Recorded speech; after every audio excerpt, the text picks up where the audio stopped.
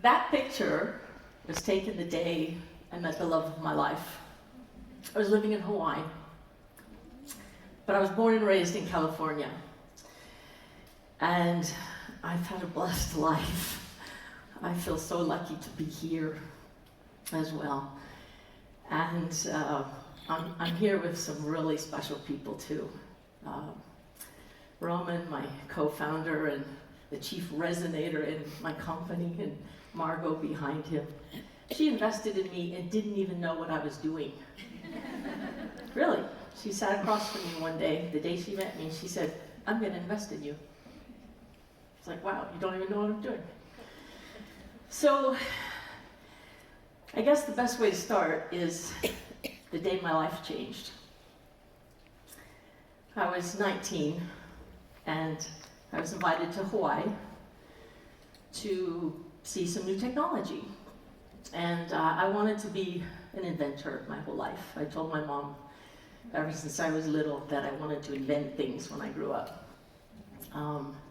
So as luck would have it, I got invited to hear Steve Jobs unveil the Macintosh at the internal Apple sales conference in Hawaii. I have no words. It was the most mind-blowing experience of my life. And the Macintosh, Steve, everything about him, you know, he was always barefoot. And I just thought, I just want to work for this guy. I want to work for that company. And so I went home. I changed my degree to electrical engineering. And there's no computer science yet. But thank God I love science and math. And so I, diligently did what it took. And I knew I needed to get to Apple. So I got into Berkeley, which is like the hardest thing I've ever done in my life. And I actually got through computer science and electrical engineering 6 years later. And as luck would have it, the chief technical officer of Apple Computer came to Berkeley looking for female engineers. And we hit it off. And he got me hired. It's my first job ever. And you'll never guess what I got to do at Apple Computer in 1989. I got to do something none of the guys wanted to do. I was into wave theory and communication and non-stuff, And they were looking for someone who was willing to create the new communication standard for computers to talk to the other computers, right, IBM. And all the guys in my group wanted to work on the high-speed stuff, fiber optics and things like that. And someone said, well, why don't we put Ethernet on phone lines? That sounded very antiquated to my high-speed colleagues, and so they said, give us the girl. So I got to design Ethernet and actually put it on the motherboard for the first time in 1991. So lucky. It was like the hand-me-down, it was the hand-me-down job that the guys didn't want. I mean, I was so lucky, right? So that's how I kind of got started, and I'm going to speed up a little bit here because I got to watch a lot of innovation starting there, right? And I actually got to fly around the world, even here in Europe at a young age, and design the standard for Ethernet. And I was the only girl, the only woman. I was a girl, let's be clear. I was 25. And I was just on top of the world, right? And they didn't know what to do with me. But I didn't care. I just, focused and did my thing. And then I got to see all sorts of things happen after that. The internet came and I was riding that wave, and I was just, again, the right place, the right time, amazing people in the valley. And, and I can remember something personal I'll share with you real quick. When I was at Apple, I discovered that I was gay. And it still wasn't very cool then to be gay. And I used to march in the Gay Day Parade with my other high-tech fans, and we didn't dare wear our Apple t-shirts, right? We just wore a shirt that said high-tech gays, right? Because, it was scary then. And I got this idea that I thought, well, I'm gonna march with my Apple t-shirt, right? I'm proud to work for Apple. And I announced it and everyone freaked out. We're gonna get boycotted, right? Apple's gonna go down. It's gonna bring the company down. So anyway, long story, we marched. And, but before then, I called my mom and said, Mom, here's what I'm thinking of doing. And she's like, oh, honey, I don't want you to lose your job, please don't. And do you remember? I said to you, do you think that's what Martin Luther King's mom said to him? I mean, he got shot, okay, but still, it's all about being true to who you are, no matter what.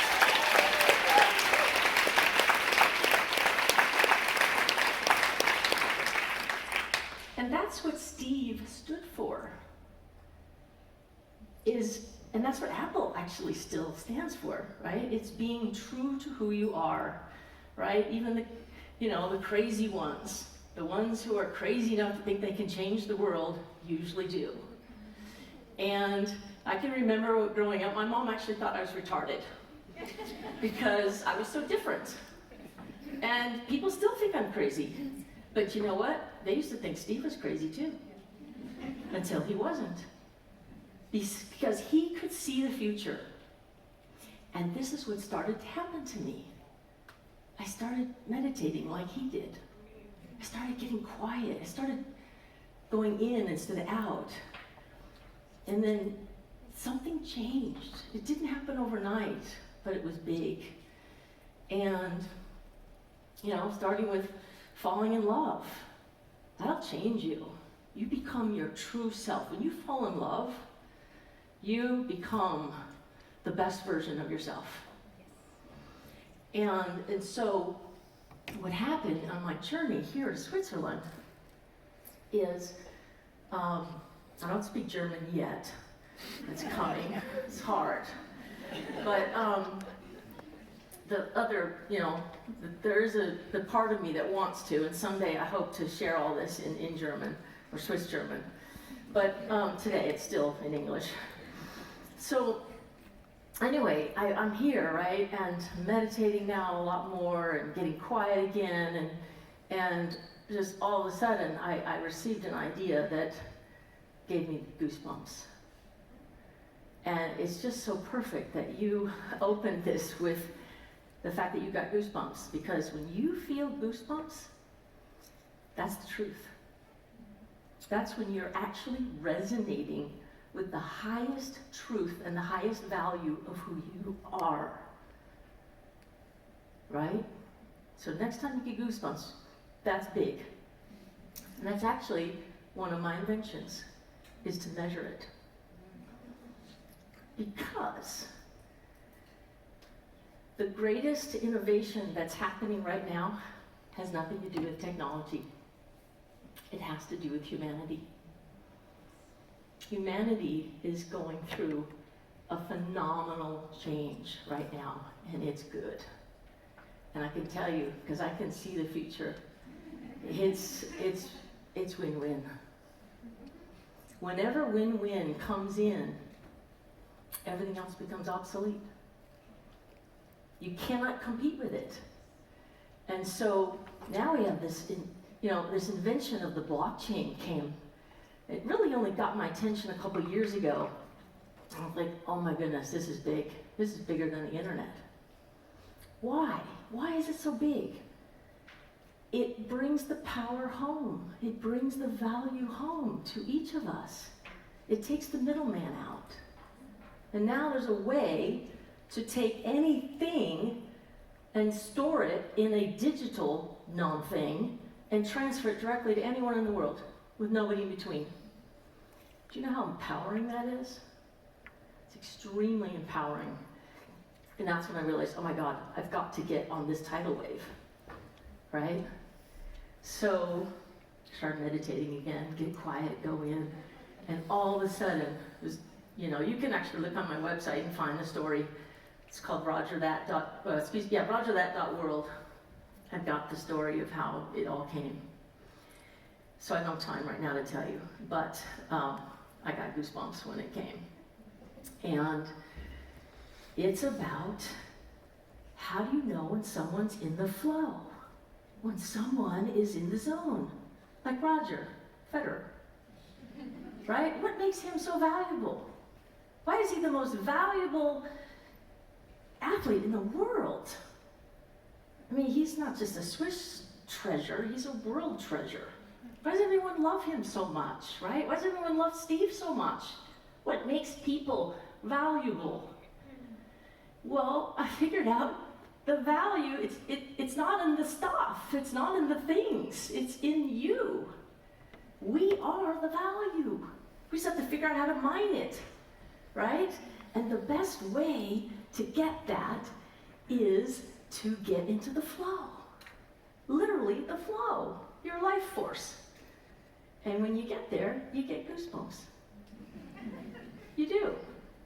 You may not think you do, but I filed lots of patents. That's what I've done most of my life. And I filed some patents worldwide on what I'm about to tell you. And I did that to protect it, to make sure that no one can stop it. We are going to measure each of you.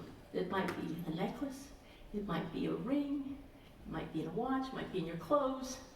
Elon Musk is going to implant it in your brain.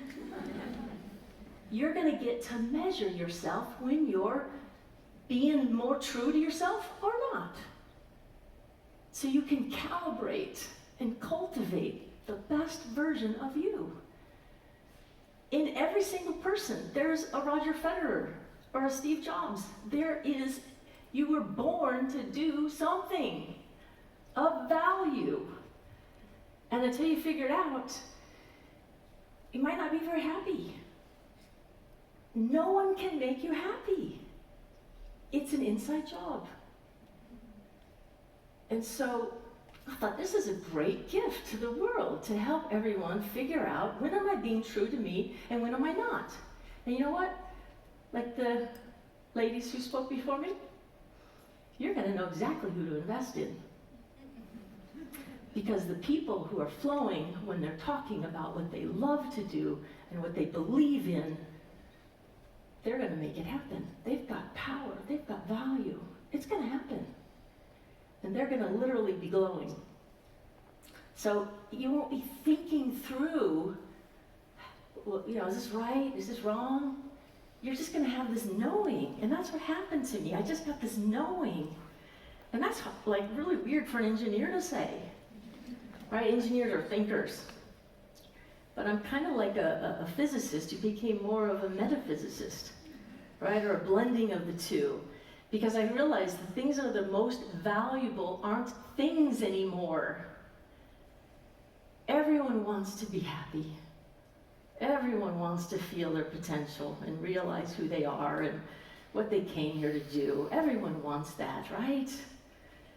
So I'll leave you with, one application, one personal application, okay? Because I could give you lots. And as I said, if you want to check it out, go to rogerthat.world and find out a little bit more about these inventions I'm talking about and how to flow. And, because to me, that's the future, is humanity. Humanity getting it. Because when they get it and they start flowing, you become a win-win person. You just start overflowing. You just have so much value. And so we're going to give the world a way to mine yourself and then share it with others in a very impactful way, the most impactful way. Because when you discover this, you just realize that life can be a whole lot more meaningful and fulfilling. And once you do, you'll never be the same. You kind of can't go back.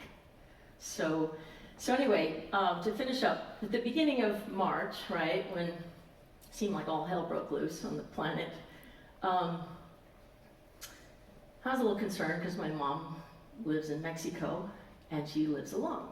And I was like, oh dear. And I start meditating and realizing, oh dear, all the airports are going to start closing, the borders are going to start closing, and I'm not going to be able to get to her, and my siblings won't get to her. And she hasn't been out of bed for like 3 years because she can't walk. And she was kind of sick already with something else. And I just thought, no, I'm just not going to let this happen. This isn't okay. And so I meditated and I woke up next morning and realized I gotta go get her. And I don't have any time to lose. Like, you can't, like, think about this for very long. You saw how fast things changed. So I called her and I said, look, here's what I'm thinking, can I come and get you? And she said, well, let me think about it. And I said, well, you got about 3 seconds. And then she texted me back and said, I'm in. So I bought the tickets. That was like on, Sunday, and I'm flying on Monday. And I wake up Monday, and I just, again, this knowing came in. When you're true and you're flowing, it's about love. When you get, it resonates with love. I just knew we didn't have enough time. I knew I had to just literally like ninja, drop in, grab her, and get out, right? So I called her back. I said, I'm not gonna be able to come and actually get you. Get yourself to the airport. I'm just gonna fly in, run around, and get on the same plane and come back with you, right? Well, so I went to the airport to change my ticket, and they said, oh, no, you can't do that. I said, why not? I said, well, there's not enough time. You can't land on the same plane and get through customs, immigration, and regulations won't let you do that. I said, look, it's my mother. I've got to do this. And they said, I'm sorry, you can't do this. I said, well, it's my life, right? Let me take that risk. Thank you for caring, but it's my life, my risk, my mom. No one's going to get between that. But they did, they wouldn't let me do it. And so I, walked away. This was at Zurich Airport here, and I thought, what do I do? They're saying no, authority telling me what, right? It's like when you grow up, you get told what to do, and you don't like it. You know what you want, you know what's true, but how do you get through this, right? So I said, well, they can't stop me from buying another ticket. So I sat there and I just bought another ticket. And then I walked back up and I said, look, I have 2 tickets. Looks like you'll have to reimburse me one of them. And they're like, oh God, this lady, man. So, they didn't like me, but people don't always like you when you're being true to you, right? They want you to follow their rules, but I want to follow my rules. So I, flew there, got off the plane, ran like I was in a luggage commercial, flying through the airport, and there she was, And I, went to the front desk, get seats together, and they said, you can't fly. I'm like, what? And they said, well, you didn't get your ticket at the customs. I'm like, well, I'll go back and get the ticket. And they're like, no, there's no time. I go, look, I didn't come this far to be told that I'm not going home with my mom, right? So anyway, again, finally got through that too. And I then checked my phone, right? This was like between Monday and Tuesday. You lose track of time when you fly halfway around the world. And I got these text messages from my friends here saying, oh shit, they just closed, Switzerland just closed. Like, you can't get in. Your mom won't get in. And I'm like, oh my God, how did I get this far, right? But I just knew, now it made sense why I had to be on that plane, because that's the only way she's gonna get through. Right, no Americans are coming in here. They're still not. So I got her back, and I wheeled her into immigration, and they were like, American. Yeah, but I was already in flight, And I said, okay, yeah, take care of your mom.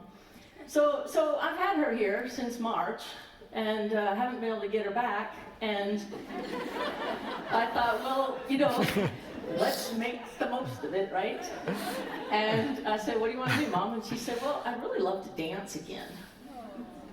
And I was like, well, okay then, let's work on that. And so, wouldn't you know it, next door, not kidding you, the week after she got here, opened a physical therapy office. So she's been in physical therapy and every second day. And so when you connect with yourself and your soul and your true self, you start to overflow. You start to be able to help others find their value and find their power and their truth, and you really genuinely inspire them. Because I can't walk for her. I certainly can't dance for her. So, you get real clear about how do I help people? How do I really inspire them? And so all of a sudden this little song started to come into my mind after meditation. And I'm like, what is that song that I'm hearing in my head? And it turns out it's a Christmas song I used to hear. And it goes something, like this. You remember the song?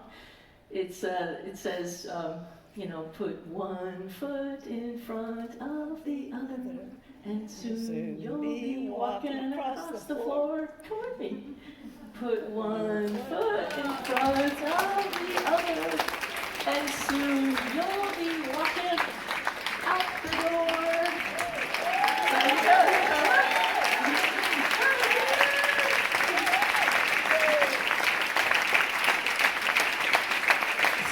So while she's here, so one of the inventions I came up with, I actually modified her On shoes, because I love On. And I realized she needs to ground. If you're grounded, you can flow more easily. It's a simple thing. So I grounded her shoe, I grounded her bed, I grounded everything. And so that's how she started to walk again. And I hope to bring one of these inventions to On, because everyone, whether you're Roger Federer, right, being one of the best athletes in the world, or a little old lady just trying to get to the bathroom without falling and hitting your head, right? You just want to get up. You can do it. Everyone can. So she's walking. So thank you very much, and I hope to see you again. And I hope to find investors like this. Because the only people that I will really work with is those who get goosebumps. Right? You gotta be true. Thank you very much. So nice. Thank you so much, Sean Brown, for your relevant speech, and you definitely come across my